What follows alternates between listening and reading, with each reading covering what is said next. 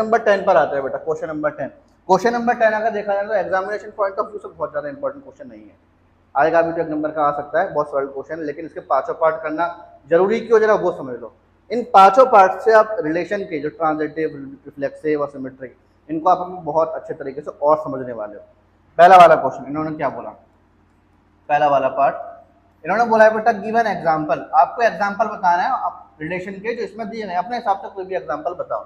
पहला वाले पार्ट में क्या बोला है इन्होंने, देखो कौन कौन से होते हैं बेटा, रिफ्लेक्सिव होता है, सिमेट्रिक होता है और ट्रांजिटिव होता है। आरएसटी होता है कि नहीं होता, हमसे बोला है इन्होंने सिमेट्रिक तो हो, ये वाला टिक है, बट बाकी के दो रिफ्लेक्सिव और ट्रांजिटिव नहीं होना चाहिए।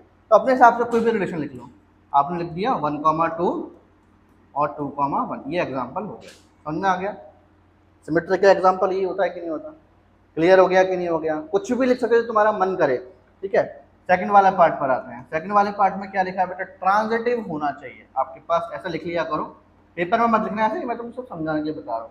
आरएसटी में से ट्रांजिटिव तो हो, ट्रांजिटिव हो, बट नेदर रिफ्लेक्सिव, ना तो रिफ्लेक्सिव होना चाहिए और ना ही सिमेट्रिक होना चाहिए, दोनों ही नहीं होंगे, दोनों ही नहीं होंगे। तो अब कुछ ऐसा लिखो जो ना तो इस कंडीशन को फुलफिल कर पाए और ना ही इस कंडीशन को फुलफिल कर पाए, बट इस कंडीशन को फुलफिल वो कर जाए। तो यहाँ पर हम क्या लिखेंगे, ट्रांजिटिव के लिए मैंने बोला 1,5, 5,9 और 1,9, चेक करो। ना तो रिफ्लेक्सिव की, रिफ्लेक्सिव का मतलब डबलेट होता है, दूर दूर तक डबलेट नहीं, दूरबीन लेकर भी देखोगे तो डबलेट नहीं दिखेगा इसमें। सिमेट्रिक के लिए रेसिप्रोकल नहीं, 1,5, 5,9 है वो 1 नहीं, तो रेसिप्रोकल भी इसमें नहीं हो रहा किसी का। ट्रांजिटिव हो गया कि नहीं हो गया, ऐसे लिखना है इसमें। थर्ड वाले पार्ट पर आते हैं, जैसे जैसे इसके हम आगे बढ़ते जाएंगे ना, थोड़ा सा तकलीफ में आना स्टार्ट हो जाओगे।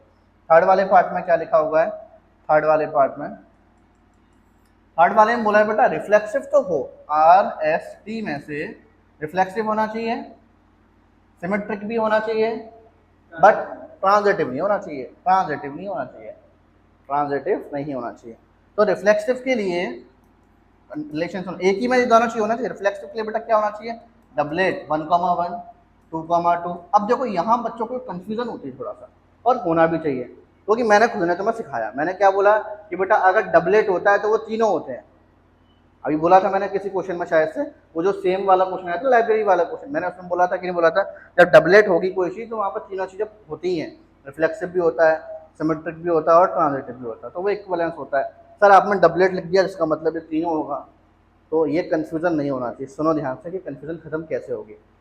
अगर सिर्फ डबलेट होगा तो वो कंडीशन अप्लाई होती है, सिर्फ डबलेट, जैसे 1,1 है, 2,2 है, बगल में इसके अगर ये आ गया 2,3, अगर यहाँ तक ये चीज़ लिखी होती इस तरह से, ये नहीं होता तो मैं इसको इक्विवेलेंस बोल देता, बट बगल में ये पॉल्यूशन हो गया बेटा 2,3 वाला, अब इसकी वजह से इक्विवेलेंस नहीं है अभी है, ठीक है। अब ढूंढो इसमें क्या क्या हो सकता है, 1,2, 2,2 और 2,3, चेक करो बेटा मैंने क्या लिखा है, चेक करो। 1,1 रिलेशन बिलोंग कर रहा है, डबलेट, और 2,2 भी रिलेशन बिलोंग कर रहा है कि नहीं कर रहा, और 3,3 भी रिलेशन बिलोंग कर रहा है कि नहीं कर रहा, चेक करो। तो हमारे पास ये क्या हो जाएगा, रिफ्लेक्सिव। रिफ्लेक्सिव की कंडीशन फुलफिल होगी ना, रिफ्लेक्सिव का मतलब होता है सभी एलिमेंट जो जो इसमें प्रेजेंट है उनका डबलेट होना चाहिए। तो 1 का डबलेट था, 2 का भी था और 3 का भी डबलेट था।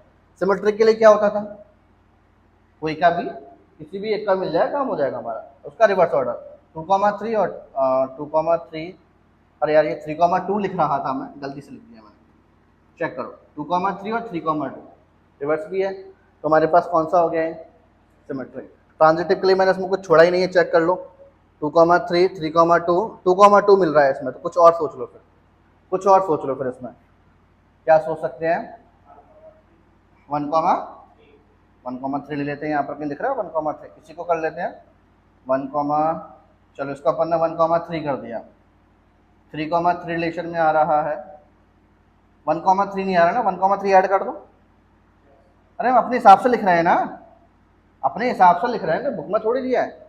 लो 1,3 आ गया, 1,3 आ गया, सॉरी 1,3 हो गया, 3,1 नहीं है ना,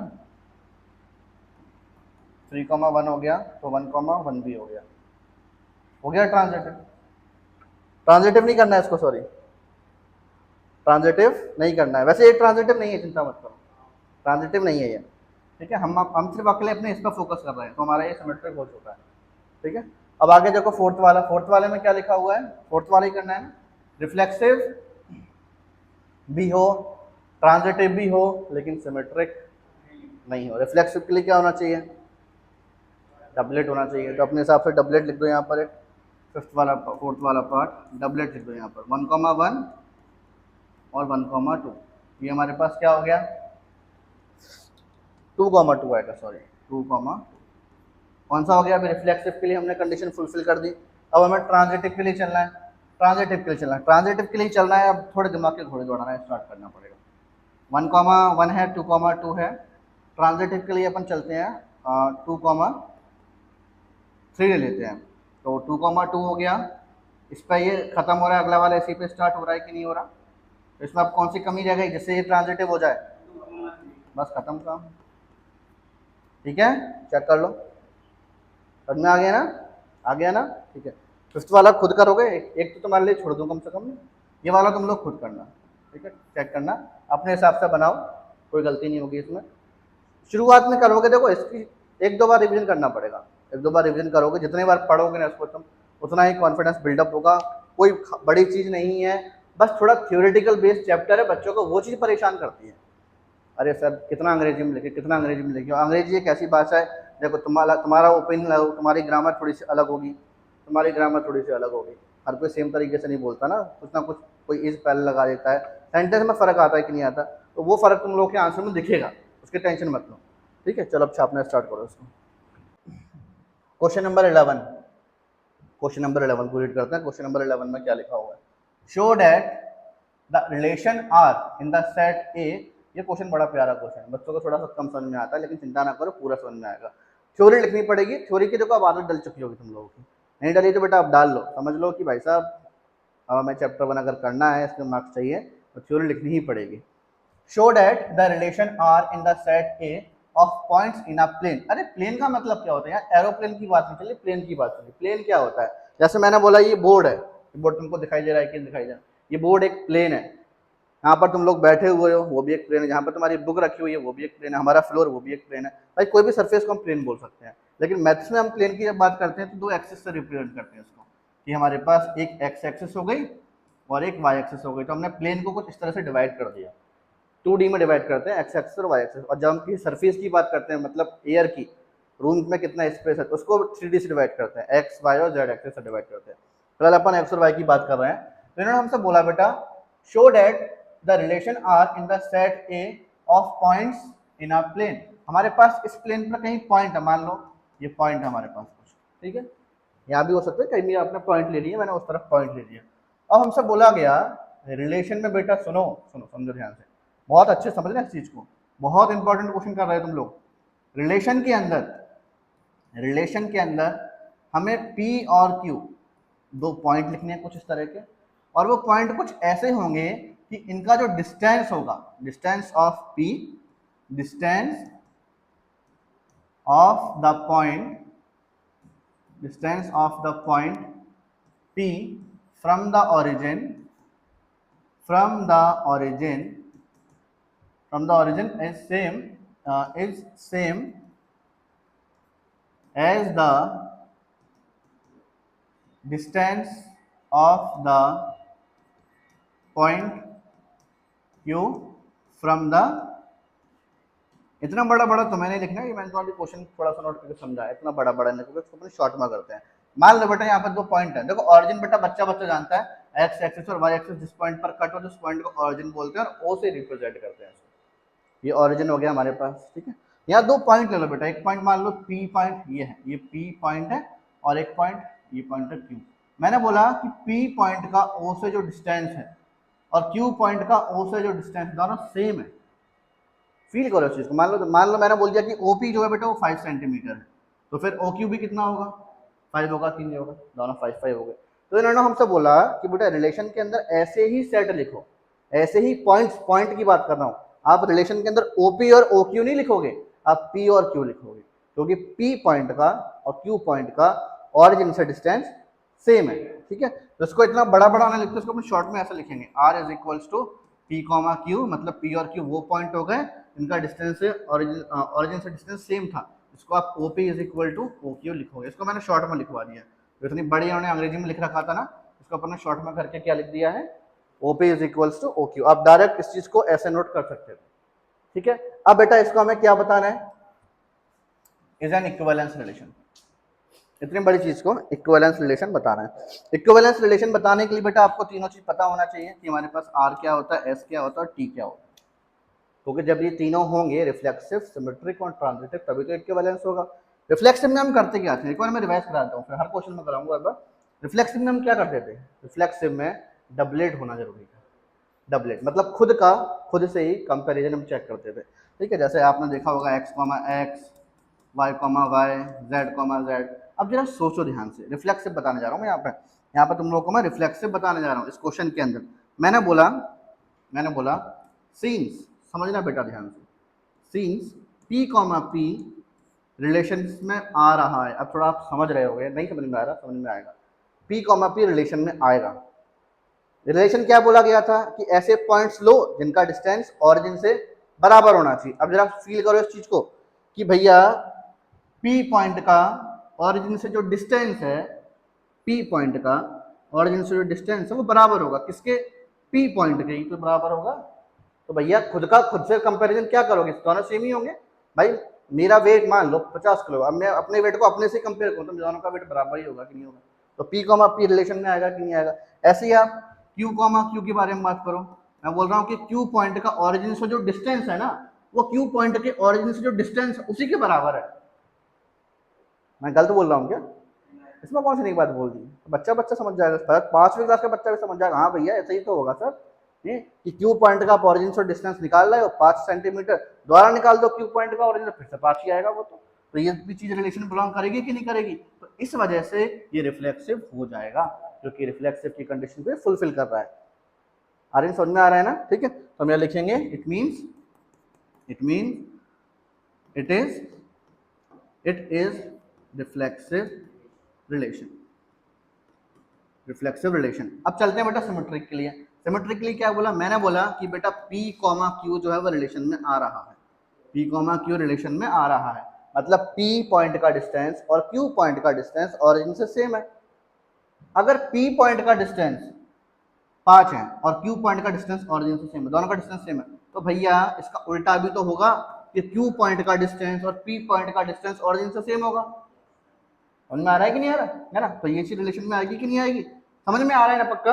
हाँ, तो हम यहाँ क्या लिखेंगे, therefore it means it is symmetric relation.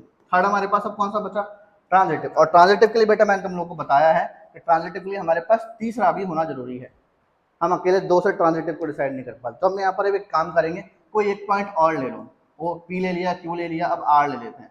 R मत लेना, सुनो R क्यों मत लेना, क्योंकि बेटा R का मतलब कभी कभी क्या, जो आपका एग्जामिनर है जो कॉपी चेक करेगा कंफ्यूज हो सकता है। तो कैपिटल R से हम हमेशा रिलेशन को डिनोट करते हैं ना, तो R से क्या कंफ्यूजन हो जाएगी वहां पर। कुछ और ले लो, S ले लेते हैं यहाँ पर, ठीक है। S तो इस क्वेश्चन में कहीं यूज भी नहीं हुआ।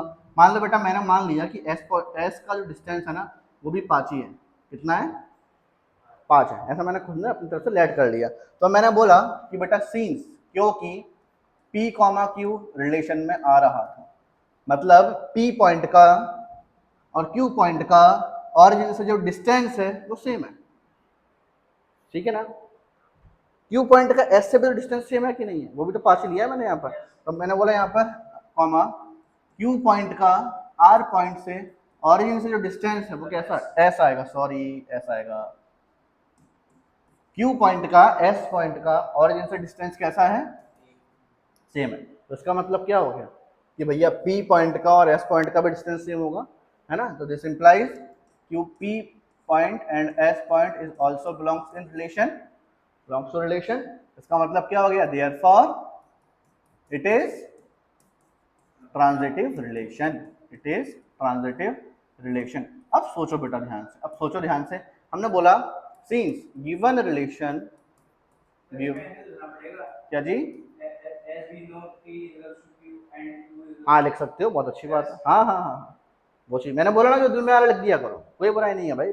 5 रुपए का पेन तुम्हारा खत्म थोड़ी जाएगा 2 लाइन लिखने में, लिख दिया करो।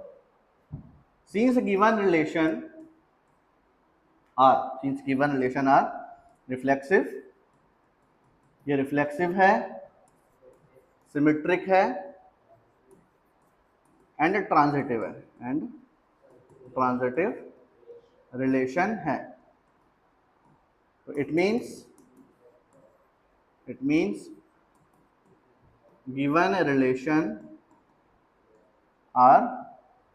given relation is an equivalence relation. Given relation is an equivalence relation.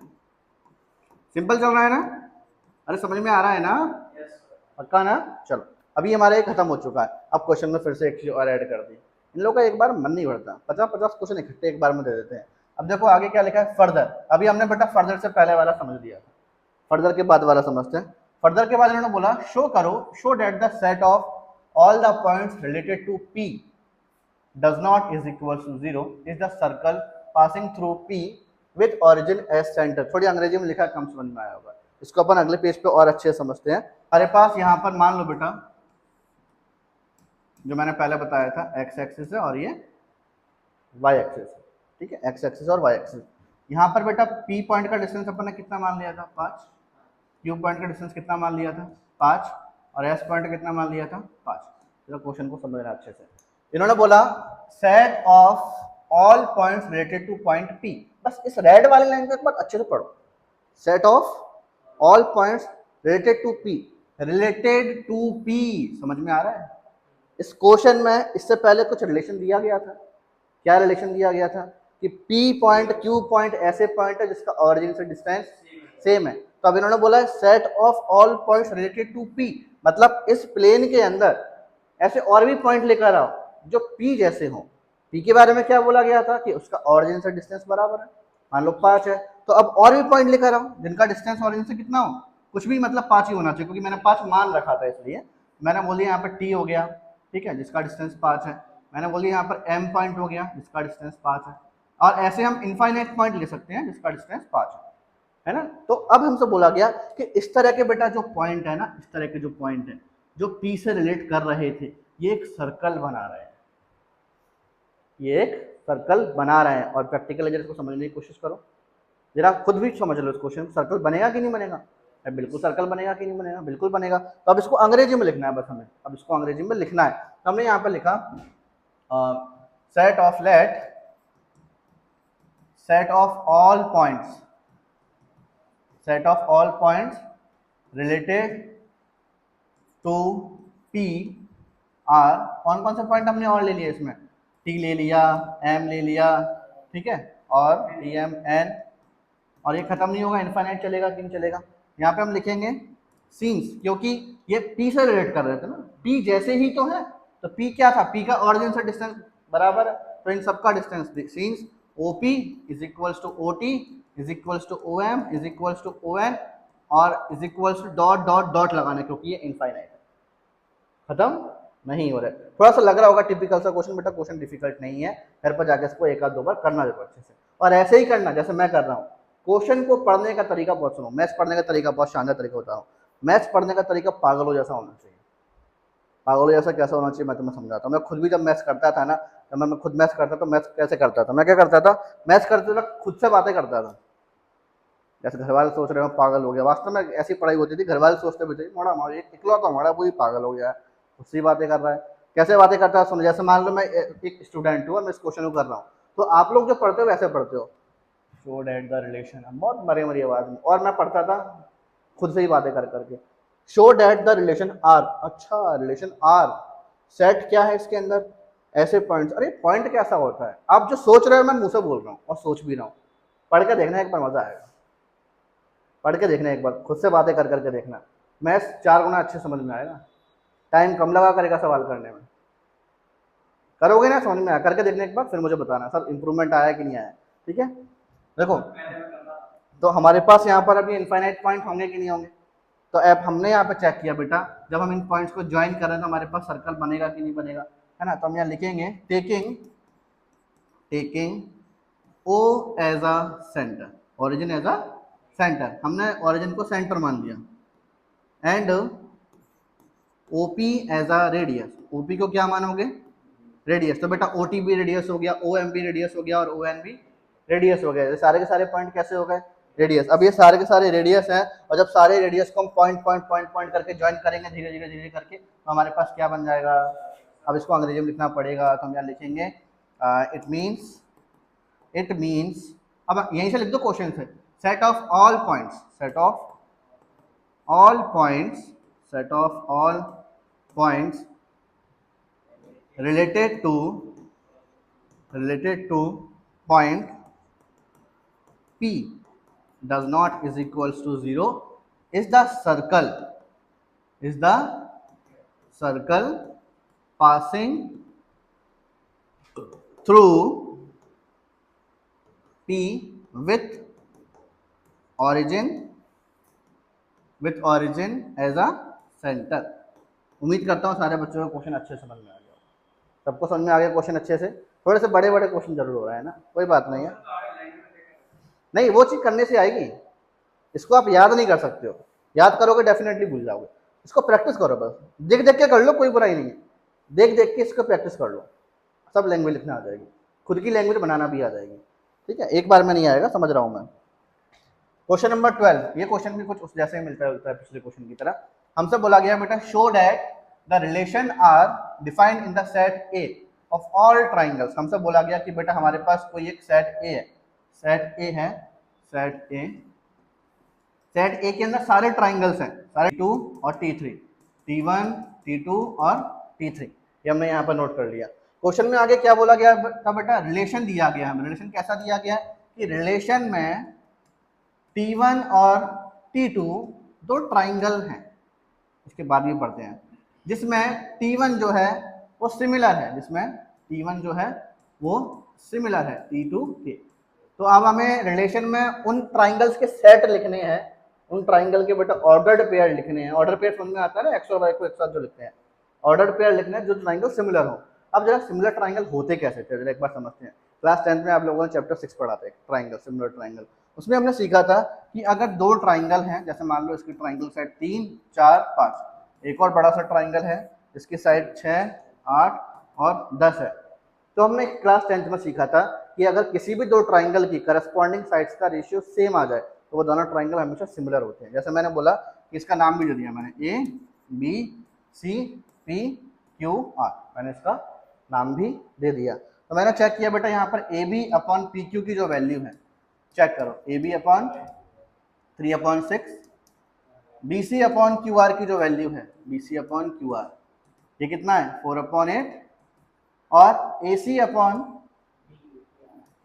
Upon P R की जो वैल्यू वो कितना है 5/10। चेक करो बेटा एक बार, 1/2 1/2 1/2, ये सारे रेशियो सेम है कि नहीं है। और अगर दोनों ट्राइंगलों की करस्पॉन्डिंग साइड्स का रेशियो सेम है तो हम इन दोनों ट्राइंगल को क्या बोलेंगे, सिमिलर। तो ये सिमिलर ट्राइंगल वाले कॉन्सेप्ट समझ में आ गया। ये क्वेश्चन स्टार्ट कराने से पहले ही समझाना बहुत जरूरी था। तो दो ट्राइंगल को हम सिमिलर बेटा कब बोलते हैं, जब उनकी करस्पॉन्डिंग साइड्स का रेशियो हमेशा कैसा हो, सेम हो, तो हम उन दो ट्राइंगल को क्या बोलेंगे, सिमिलर बोलेंगे। तो वो दोनों ट्राइंगल हमारे यहाँ पर सिमिलर हो जाएंगे। अब जरा इसको इरेज करता हूँ, क्वेश्चन की तरफ आगे चलते हैं, क्वेश्चन की तरफ चलते हैं आगे। देखो बेटा अब मैंने बोला यहाँ पर इसको भी इरेज करना है। मैंने बोला कि बेटा हमारे पास यहाँ पर हमें इसको इक्विवेलेंस बताना है, ऐसे रिलेशन को क्या बताना है, इसके बाद जो क्वेश्चन लिखा उसको हम बाद में पढ़ेंगे, पहले इक्विवेलेंस करना स्टार्ट करते हैं। तो इक्विवेलेंस के लिए पहुंचने के लिए हमें RHT से होकर गुजरना पड़ेगा, रिफ्लेक्सिव भी बताना पड़ेगा, सिमेट्रिक भी बताना पड़ेगा और ट्रांजिटिव भी बताना पड़ेगा। तो पहले अपन रिफ्लेक्सिव को चेक करते हैं। अच्छा, रिफ्लेक्सिव कब होता था, जब डबलेट आते थे। अब डबलेट, इसमें डबलेट आ सकता है क्या बेटा, बिल्कुल आएगा डबलेट, क्यों नहीं आएगा जरा सुनो। मैंने बोला कि सिंस T1 रिलेशन में बिलोंग करेंगे, आप सोचो सर कैसे रिलेशन बिलोंग करेंगे। अच्छा, रिलेशन में ट्राइंगल आ कैसे रहे ये बताओ, जो ट्राइंगल सिमिलर हो, जो ट्राइंगल सिमिलर हो। अब जरा आप खुद सोचो यार, क्या T1 के सिमिलर नहीं होगा भाई, मैं मेरे जैसा नहीं होगा, समझ में आ रहा है। T1 के सिमिलर होगा कि नहीं होगा, कोई भी ट्राइंगल हो, ऑलवेज जितने भी ट्राइंगल होते हैं वो सारे के सारे ट्राइंगल खुद के सिमिलर तो एटलीस्ट होते ही होते हैं। तो T1 रिलेशन में आ रहा है, ऐसे T2 भी रिलेशन में आएगा कि नहीं आएगा, रिलेशन में आएगा कि नहीं आएगा, बिल्कुल आएगा। हम यहाँ पे क्या लिखेंगे, therefore it is reflexive relation, it is reflexive relation. अब ऐसे ही बेटा सेकंड चलते हैं हम यहाँ पर सिमेट्रिक। सिमेट्रिक के बारे में समझते हैं, क्योंकि रिलेशन में बोला गया था कि T1 जो है वो T2 के सिमिलर रिलेशन में आ रहा है। भैया T1 और T2 के सिमिलर है। भाई दो लोग हैं, मैंने तुमसे बोला कि भाई दो लोग हैं कि कल्लू नाम का एक लड़का है जिसके भाई का नाम पप्पू है। कल्लू के भाई का नाम क्या है? तो पप्पू के भाई का नाम क्या होगा? उल्टा भी तो बोल सकता हूं मैं, कि नहीं बोल सकता? बिल्कुल बोल सकता हूं। तो T1 अगर T2 के सिमिलर है तो T2 भी तो T1 के सिमिलर होगा कि नहीं होगा? तो हम यहाँ क्या लिखेंगे? एंड T2, T1 ये भी रिलेशन में फिर आएगा कि नहीं आएगा? आएगा कि नहीं आएगा? तो इसका मतलब क्या हो गया? Therefore it is symmetric relation. Therefore it is symmetric relation. ये बेटा हमारे पास सिमेट्रिक रिलेशन हो चुका है। थर्ड वाले पे चलते हैं। अब हमें आर हो गया, हमारा एस हो गया, टी रह गया ट्रांजिटिव। ट्रांजिटिव के लिए मैंने बताया था कि तीन चीजें होनी चाहिए। अभी हमारे पास तीन चीजें, मान लो मैंने यहाँ पर लिखा, मैंने बोला बेटा यहाँ पर हमारे पास सीन्स, मैंने बोल दिया कि T1 और T2 दो ट्राइंगल है जो किसके सिमिलर रिलेशन में आ रहे हैं कि नहीं आ रहे हैं? T1 T2 के सिमिलर था। T3 ट्राइंगल की एंट्री मैंने अपनी मर्जी से कर दी। मैंने बोल दिया T3 भी एक ट्राइंगल है जो T2 के सिमिलर है, ऐसा मैंने बोल दिया है ना। मैंने बोला कि एंड T2 जो है वो किसके सिमिलर होगा? रिलेशन में आएगा कि नहीं आएगा? अब जरा खुद सोचो, T1 T2 के सिमिलर था और T2 T3 के सिमिलर है, तो T1 और T3 भी, तो इसका मतलब एंड इसका मतलब देयरफॉर जो T1 है वो भी तो T3 के सिमिलर होगा कि नहीं होगा? तो इसका मतलब क्या हो गया? It means this is transitive relation ना, this is transitive relation. Therefore this is transitive relation. कोई दिक्कत नहीं बेटा, इसमें समझ में आ रहा है अच्छे से? ट्रांजिटिव रिलेशन हमारे पास कौन से होते हैं? अब गिवन रिलेशन हमारे पास रिफ्लेक्सिव भी था, सिमेट्रिक भी था और ट्रांजिटिव भी था। तो हमारे पास इस हिसाब से क्या हो गया? ये इक्विवेलेंस रिलेशन हो गया। तो हम लिखेंगे since given relation are reflexive, symmetric and transitive relation,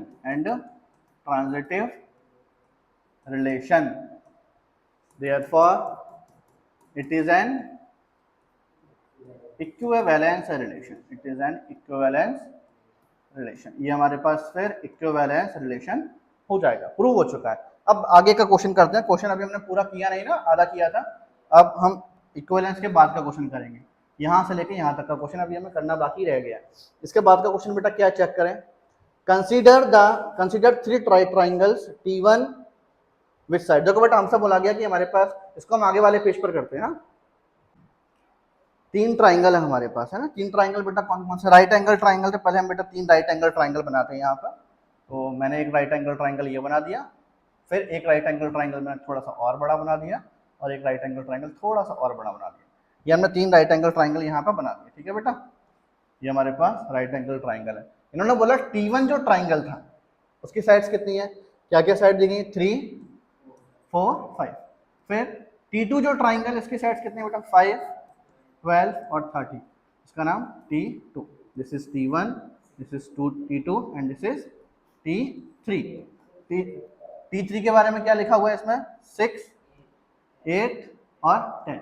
हमसे पूछा गया which triangles among T1, T2 and T3 are related. अच्छा, इसमें रिलेटेड की कंडीशन क्या है? सिमिलर।